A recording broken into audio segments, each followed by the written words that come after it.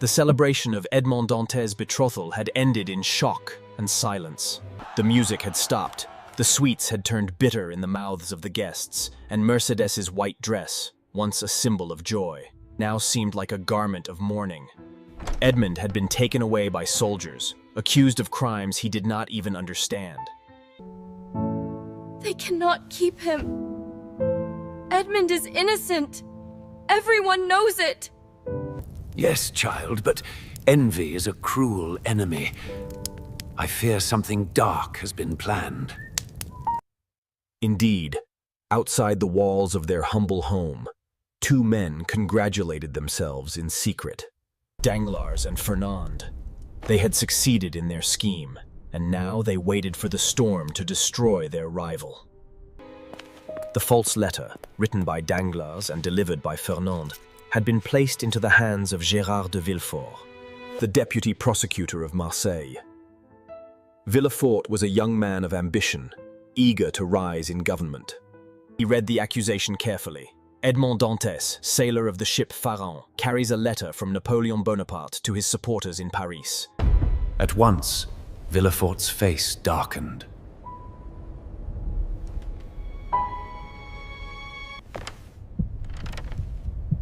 Though many such letters had been rumored, this one carried danger. The country was ruled by King Louis VIII, restored to the throne after Napoleon's defeat.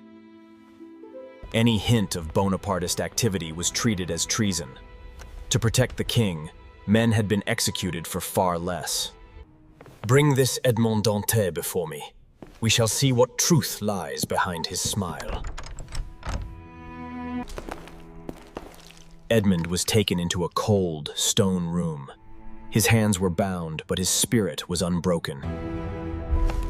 He stood tall before the deputy prosecutor, confused but not afraid.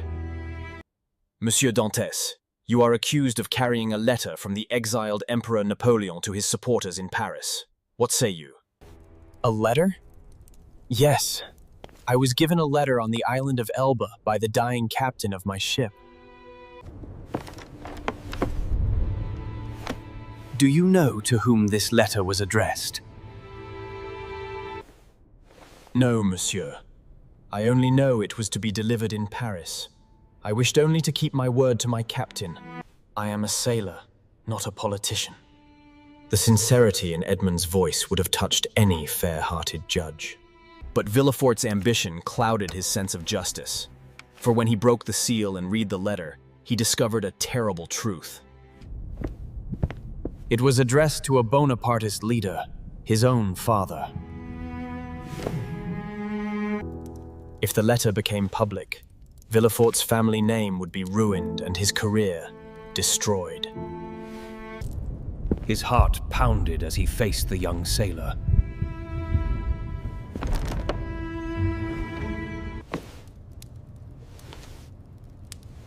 You admit to carrying this letter?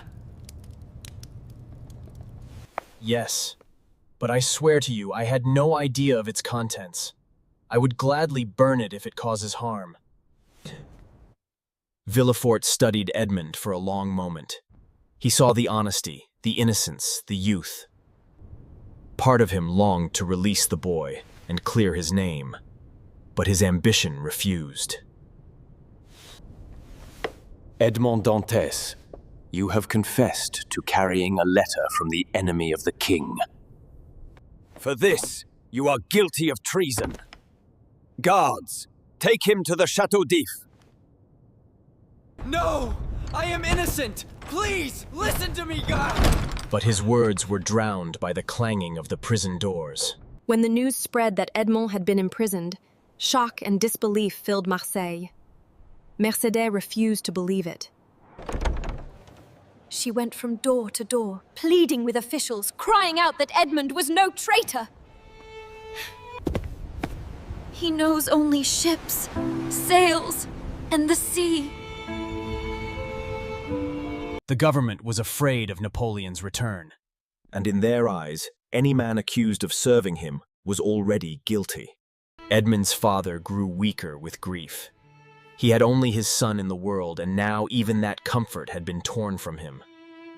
He sat for hours by the window, staring at the sea, whispering Edmund's name. Meanwhile, Danglars and Fernand celebrated quietly. Danglars smiled to himself, imagining the Pharian under his influence now, that Edmund was gone. Fernand, though, cared only for Mercedes. He visited her daily, pretending to comfort her, but secretly hoping her despair would push her into his arms. Yet each time, Mercedes turned away, her loyalty to Edmund unshaken. I will wait for him. If he is in prison for 100 years, still I will wait. Her words cut Fernand's heart like a knife. Late at night, Villefort sat in his study, the letter spread before him. His hands shook as he read his father's name once again. If the king discovered that Gérard de Villefort's father was a traitor, all his dreams of power would collapse. His fiancée's family was royalist. His own career depended on loyalty to the crown. Everything he had worked for could vanish in an instant. I must destroy this letter.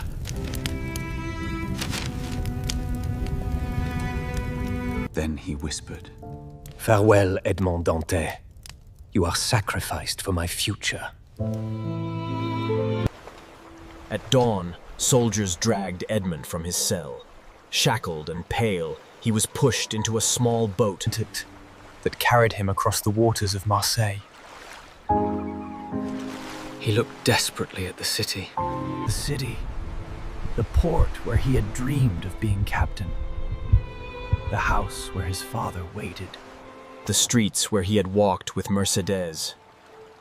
Every sight pierced his heart like a blade. Where are you taking me? To the Château d'If.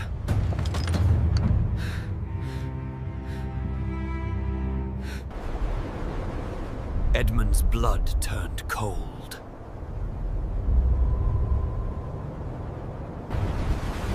The Château d'If was a fortress prison built on a rocky island.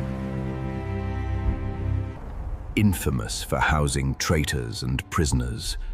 Few who entered its gates ever returned. As the boat approached the dark stone walls rising from the sea, Edmund's spirit sank. He stretched out his hands toward the city, shouting, "Mercedes! Father! Help me!" But no voice answered, only the crash of the waves against the rocks. As the iron doors shut, he felt the world of freedom and love slip away, leaving only hollow pain within him. Back in Marseille, Fernand and Danglars exchanged satisfied glances. Dantès is gone. The sea has swallowed him, though he lives still. Fernand nodded, his eyes fixed on Mercedes from a distance. Yes, gone. And now she will be mine. But deep in his heart, he knew the truth. Though Edmund was imprisoned, his spirit lived on in the heart of Mercedes, and no chains could break that bond.